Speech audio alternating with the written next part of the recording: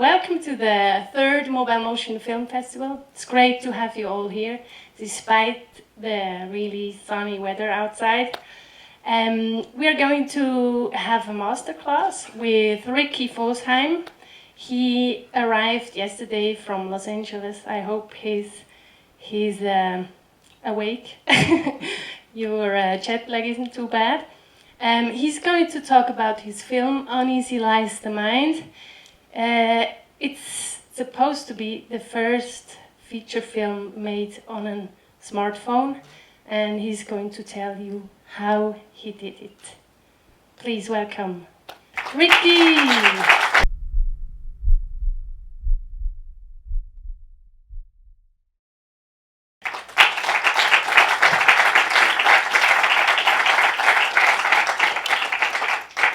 Thank you, everybody. It's great being here. You know a little bit about myself. I'm from Los Angeles. I make my living as a cinematographer, director, producer. I produced 4 feature films right now. One of them's in post-production.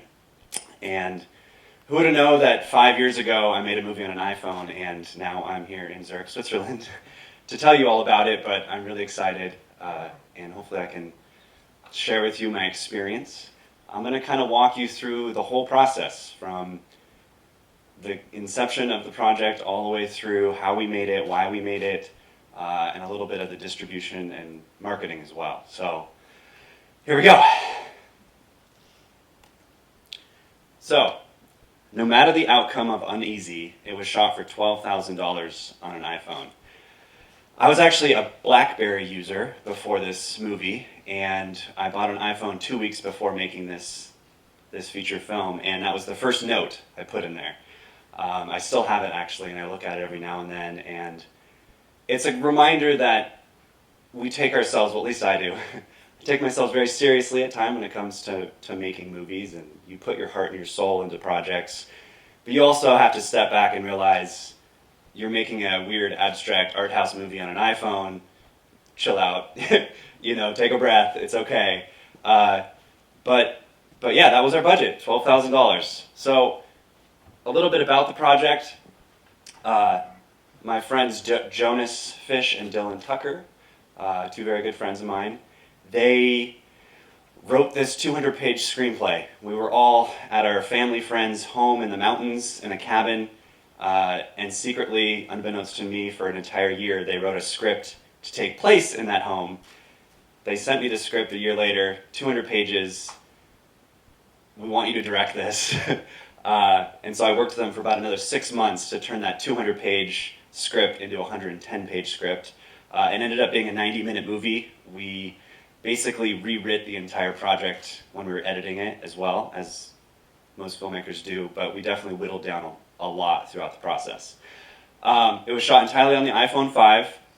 Like I said, I was not an iPhone user before this project. In my research, which I'll talk about later, is where I fell in love with the iPhone and the look. But before that, you know, BlackBerry. It was a 20-day shoot, 4 months of post. We shot entirely in this home up in the mountains. We also lived there. It was quite a grueling shoot, living and shooting in one home for 20 straight days. Principal photography was 20 days. If you guys get the chance, you can check out the opening and closing title sequence behind the scenes video that I made. The title sequence actually took me more than 20 days to shoot. It took me longer to shoot 3 minutes of the movie than it did the other 88 minutes combined. It's how elaborate the title sequence was. There's a whole video about that. I won't really get into that today. Let's see. Like I said, the total budget was $18,000. That's what we spent. We were able to raise $10,000 on Kickstarter. The cast were all either writers or producers on the project. It was a very small, insular project. There was only 5 actors. So we were able to kind of tap into all of our family, friends, and our network to get $10,000 on Kickstarter. And then we all kind of pitched in a little extra to get it up to $12,000. That's how we shot the movie. That's what I was prepared to make it for. We put together a rough cut, screened it for a small production company owned by some friends. They liked us. They liked the project.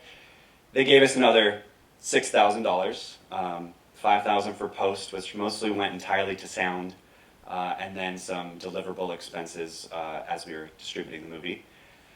It's screened at CineQuest, which I don't know if you've ever heard of that, but it's basically the Silicon Valley Film Festival. It was started by Steve Wozniak, one of the founders of Google, or of Facebook, I'm sorry. And we chose to do that because iPhone, Silicon Valley, that's where we chose to premiere. It was a part of the South by Southwest Film Festival, and then that was able to get us our distributor, Gravitas Ventures, which is a small independent video-on-demand distributor. They basically got it on all English-speaking countries, iTunes, Amazon, and Hulu. For non-English-speaking countries, we were able to get it on Vimeo on demand. So if any of you are interested here, that's probably the best place to check it out. So I'm going to start today talking about why we're shooting on smartphones, not necessarily the how. The how is always going to change. Every year there's a new phone, the technology changes, but the why is going to remain constant, and the why is story.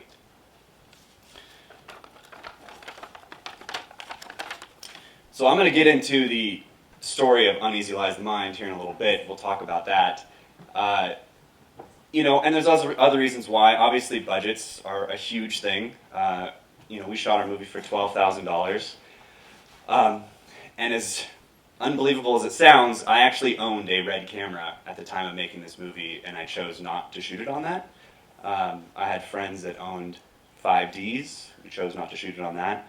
We chose to shoot it on the smartphone, on an iPhone, for story purposes, which again, I'll get into that. There's also legal issues, maybe why you might shoot on a smartphone. Documentaries, I could think of some examples. If you don't want people to know you're filming, if you need this small handheld device, if you're shooting without permits, if you're shooting super indie low budget, and there might be some legal issues. So not to why shoot a movie on a smartphone. Like I said, I had access to a Red, I had access to a 5D.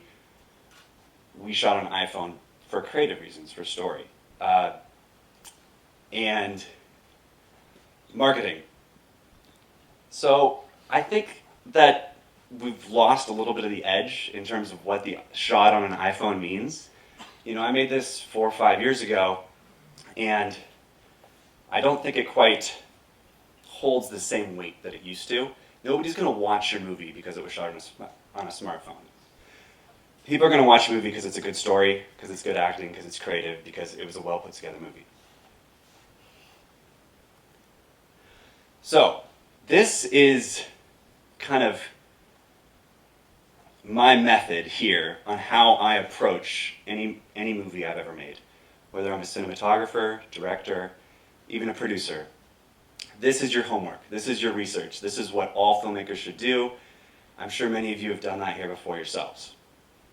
So, we got to break down the story. What is Uneasy Lies the Mind about? I know we're going to screen the movie here in a little bit, so, spoilers are going to be coming. Uneasy Lies the Mind is essentially about a man who's been cheating with his best friend's wife, and he's trying to find the courage and strength to tell his best friend he's been sleeping with his wife. Very simple, but we told it in a very unconventional, non-linear, somewhat abstract way. So, the perspective is very unique. Right as he's about to tell his best friend the truth, right like seconds before, they get robbed. He gets hit over the head, he's bleeding, he's got a huge concussion, he's essentially dying in the middle of nowhere in this open field. And this whole story flashes before his eyes. And the whole movie is essentially a flashback. But it's not a flashback of what really happened, it's a flashback of what his interpretation of what might have happened to get him there. So it comes from the perspective of somebody with trauma, somebody with these themes that we're talking about here, jealousy, guilt, fear, the jealousy of sleeping with your best friend's wife, the guilt that comes with that, the fear of telling them. So that was the big reason, story element, that that led me down this path was, how do I find a unique perspective and angle to tell this rather quite simple story? And then performances. You know, I know that a lot of people have talked about Tangerine. I think the best thing about that movie is the performances. They are so candid, so natural. All of these non-actors, non-professional actors, and we all know that, well, not we all know, but shooting on a smartphone it's not as intimidating, you know? Sticking a phone in front of somebody, we all do it every day, we all seen it. You suddenly get a red camera that weighs 25 pounds with lenses and matte boxes and batteries and monitors, and it's intimidating. It's frightening, you know, and that was also part of this story. I wanted it to be as intimate as possible. There's no action.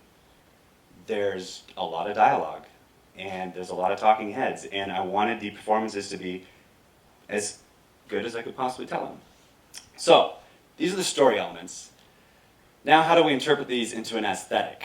You know, it's tonally and visually dark movie. It's very impressionistic, raw and dirty, and the most important one for me was claustrophobic.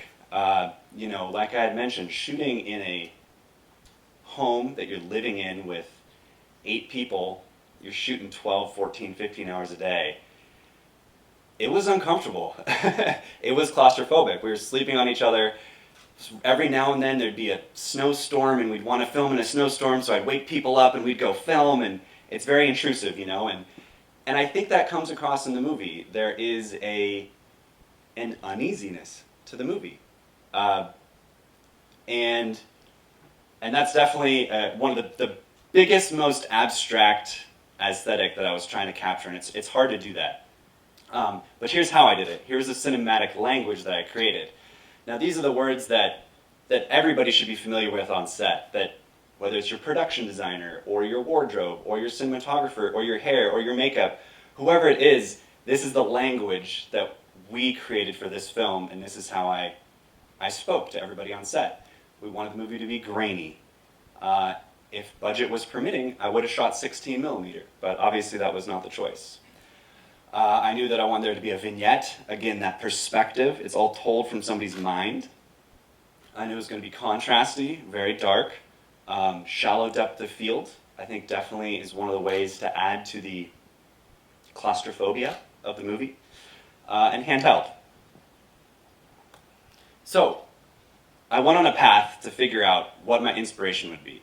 And I did this long before I decided what camera to choose to shoot on. What do I want to create? Why am I creating it? So, my favorite movie of all time, The Celebration, shot in 1998, Dogma 95 movie. It was shot entirely on a mini DV camera. Beautiful, beautiful movie. I knew that I wanted some of the abstract moments from Antichrist. They have these very hyper-realistic, slow-motion moments. Impressionism, that soft, almost out-of-focus look. The movie Gummo by Harmony Korine. This might have been a little too raw and gritty and dirty, but it was a little bit of an inspiration. And then performances, like I mentioned before. There's this movie called Hurly Burly. It's not very well known, even though it has a bunch of big movie stars. But it's based on a play. And these actors' dialogue, at least in Uneasy Lies the Mind, it starts to deteriorate just like the images in the movie start to deteriorate. There's a point in the movie that you'll see where the way they talk just gets so heightened and so unrealistic that even one of the actors in the movie just starts saying blah, blah, blah, blah, blah, blah, blah. It's just vomit. It's word vomit. So that was an inspiration as well for me, as well as kids. And then the claustrophobia. Repulsion is an amazing movie. It was basically an inspiration for the location. In Repulsion, they built sets that moved. They played with the angles of the set to make it feel very claustrophobic. And then 12 Monkeys. It's the sense of you don't really know what is the truth and what is not the truth. So these were my inspirations. All these movies.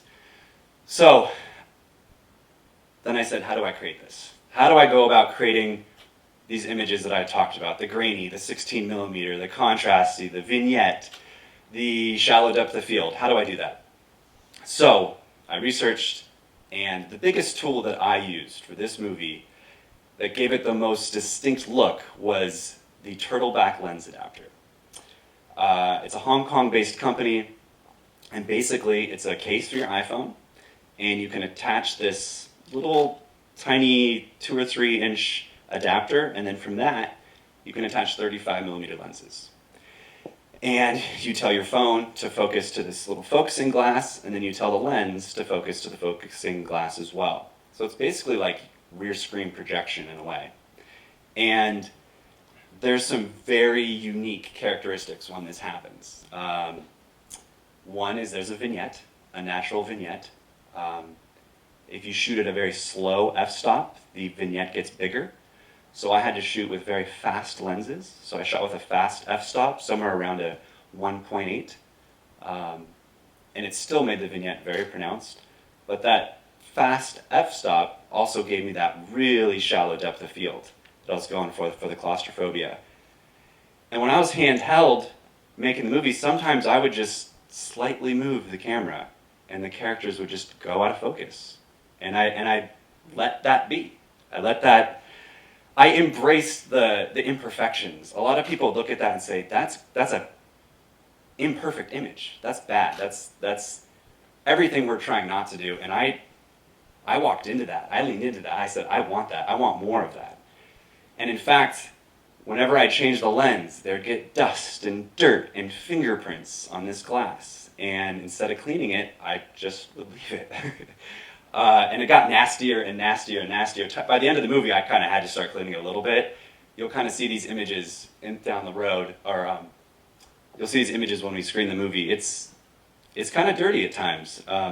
This focusing glass is like a thumbprint, like a fingerprint. You can see these lines. So I took my buddy's 5D, and I took the turtleback lens adapter to a local camera rental house in Hollywood, and I did some tests. And on the left here, you can see the 2 5D shots. They look pretty crisp and clean. There's nothing unusual about them. But these ones on the right, you can see that they are imperfect. It's soft here around the edges. You can see these lines on that top one. You can see the way the highlights just kind of bloom and get overexposed. You can see a little bit of the vignette on the side. And I just, like I said, I just took that as far as I could go with it. And these are the images that we came up with for the movie. So as you can see, there's this natural vignette. And even it's pretty pronounced vignette that we didn't have to do any of this in post. There was no color correction. We just colored it to match. It just naturally had these vignette and these weird imperfections to it. Like I said, you see these images on the left, it's out of focus. Really, really, really soft images. If you zoom into some of these, you can kind of see some of the little dirt specks here. They look like water splotches almost in a way. There was also this really weird side effect that I learned too. When you plug your camera in to an outlet, if it's actually charging while you're filming, we were getting these electrical surges in the mountains. I don't know if that's how it always is or the location we were shooting at, but you would get 1 or 2 frames that would just go bright, bright, bright. And I thought it was just me being delirious, not sleeping for 16 hours a day in the mountains where it's high elevation, but I realized, like, no, there's actual electrical surges that are going into the camera that are creating these flashes. And what better way to show from the perspective of a person with head trauma and brain injury than these electrical impulses? So I kept the phone plugged in the whole time, even when the battery was charged, to get these things. They're very subtle and almost unnoticeable, but they're there. The shallow depth of field. This 35 millimeter lens adapter was able to give us this really shallow depth of field. I mean, shooting at a 1.8 f-stop, is usually even faster than most cinema lenses. I had to go out, most cinema lenses shoot around a 2.8 maybe. I actually had to go find these photography lenses that were extra fast that would fit on the camera, that would give it, I mean, the depth of field sometimes was like 1 inch or 2 inches. You know, half their face would be out of focus. And then the other biggest advantage was the handheld and the unique camera angles. I was able to mount this on a car. I was able to mount it onto a sled. We put the camera in cubby holes.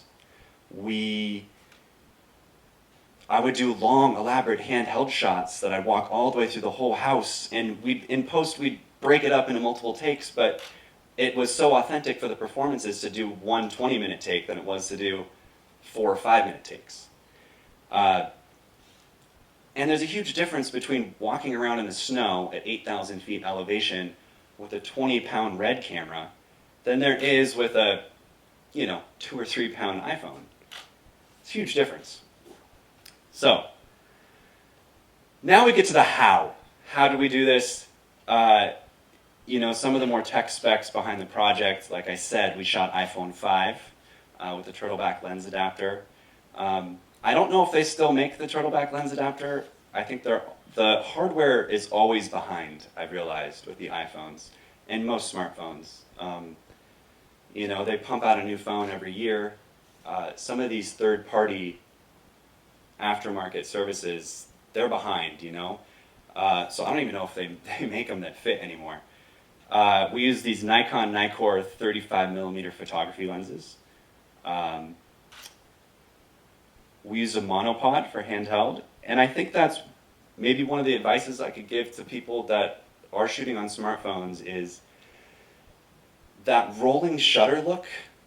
It's called the jello effect. And you can see it on DSLRs, you can see it on iPhones. If you run around real fast with an iPhone, it looks shaky. It has an unpleasant feel to it. So I used a monopod even when I was shooting handheld to give it some weight to the camera. And I heavily, heavily, heavily recommend that anybody shooting on a smartphone, unless that's the look you're going for, you find a way to stabilize the camera. We shot with these little skateboard dolly for a couple shots. We had $12,000. That's our dolly right there. I literally got a piece of wood and put it on it, and that's how I moved it. We used those Oloclip magnetic clip-on lenses. I shot one whole scene with just those lenses, this wide-angle look, and then that's how I shot all of the title cards. Everything was shot in camera. I shot with those lenses as well. Some of the apps we use, we've all heard of Filmic Pro. It's mandatory. You've got to use that app. It's so cool. I think it's 10 or 15 bucks now. They're charging. It's worth every penny. They have the ability to shoot a log, kind of raw look now that you can color correct in post. And I actually tried it out, and it works really good. We shot the movie with the native codec H.264. Filmic Pro actually allows you to increase the bit rate, so you can actually increase the amount of information in the resolution. Not the resolution, but the amount of bits in there. So it goes for bigger file size, but you have more for post-production and color correction. We transcoded all the H.264 footage to Apple ProRes, and then edited it and finished on that. And then we color corrected on DaVinci Resolve. So these two posters and the posters you see on the next page, we actually shot these on an iPhone, and I was on Twitter one day and I found an artist that I liked her art, and so I sent her a tweet and said, hey, could you make some posters for us? I sent her these images, and she just made these for free for us. And she actually edits them all on her iPhone too. So these posters were all shot and made all on an iPhone as well. And some of the lessons I learned, obviously it's incredibly freeing to go up into one location with 4 really good friends and an iPhone and make a movie. I think at the time that a lot of the, like I said, there's some claustrophobia that happens when working with people in these closed spaces, and There was a lot of egos and emotions and butting heads of artistic differences at times. But looking back on it, I don't know if I'm ever going to get the opportunity to have that special and unique filmmaking experience again. And hopefully you guys all get the opportunity to do that. So like I had said, embracing the imperfections. You know, if you make $1 million movie, or if you make a $500,000 movie and you try to make it look like $1 million movie, it's going to look like $1 million movie that fell short. So just make the best $500,000 movie you can make. And don't try to lie or fudge or pretend to be something you're not. I'm shooting a movie on an iPhone, there's imperfections. I'm not going to try to make this look like it was shot on the Red. I'm trying to make the iPhone look like it was shot on an iPhone. Embrace those imperfections. Think outside the box. And then this is probably the single biggest advice that I could give to all independent movies. Doesn't matter what it was shot on. You have to know how to market your movie nowadays. There's such a plethora of movies out there. The competition is fierce. How is your movie going to stand out? And I had to ask myself that question as we're getting ready to market the movie, and how do we do this? And I didn't have a movie star. I didn't have a genre movie. I had an abstract art house movie. What can I do to get people to see this movie? And so I chose to go down that iPhone path. It was shot on an iPhone, whether it's the first or one of the first, it was at least an early one. And like I said, I don't know if that holds the same weight nowadays. So when you're making your movie, when you're writing it, when you're still in development, when you're casting, figure out how is your movie going to stand out. We all want to make good movies with good stories. And maybe that's it. Maybe you're just making a really good movie, and that's your marketing. But that's going to be hard. You know, there's how many movies are made a year, do you think, in the world? 5,000, 10,000? I don't know the number. It's got to be up there, though. And so you're competing against 10,000 other movies, 10,000 other TV shows. Figure out a way to make yours different. And I kind of touched upon, you know, egos. We were up in the mountains, trapped together. There was a lot of ego juggling for this project. Tips and tricks. This is probably the other second biggest piece of advice that I could give to indie filmmakers or smartphone filmmakers. And I tried it for a commercial I was shooting a couple weeks ago. It was a very elaborate commercial. It was about a 4-minute commercial. It was almost a short film. But I actually went and shot the whole commercial on an iPhone beforehand, weeks before. I had people stand in. We actually happened to have some of the actors available. We were at all the locations. I shot the whole movie. I went home and I edited the whole movie, just a temp rough version, and then I learned from it. I watched it. I said, okay, these shots aren't working. I got to switch this up. This location's bad. We've got to change this location. I basically made a iPhone storyboard of the whole movie. And making a movie, you don't just show up on set. 90% of the job is done in prep. It's done with research. It's done with homework. And the iPhone is smart. Any smartphone, for that matter, is such a great tool to storyboard. Like I said, mandatory use Filmic Pro. Shooting RAW. I think that's a way to... Shooting RAW allows you to color correct down the road and get better images in post. And you know, there's things that your indie movie will make it stand out as being not professional or not clean or not polished. One of them is sound. If your movie has bad sound, nobody's forgiving. People are going to be forgiving if your movie's out of focus, if it's grainy, if it's whatever it is. But if it's got bad sound, nobody's going to be forgiving. I recommend hiring professional sound people as much as possible, unless you can do it yourself. And same thing with color correction. If your movie's all over the place with color correction, it's going to stand out as being not as of the quality you want it to be. And it's something that's not that hard to do. Shoot RAW, hire a colorist, color it, make it look good. Think about using first-time actors. I think this is kind of what I talked about with Tangerine. It's why the movie was so successful. The performances were great. They truly were amazing. And it went hand in hand with both the camera they used and the casting they chose to do. They complemented each other. I don't think it quite worked entirely if they just would have focused on just one and not the other.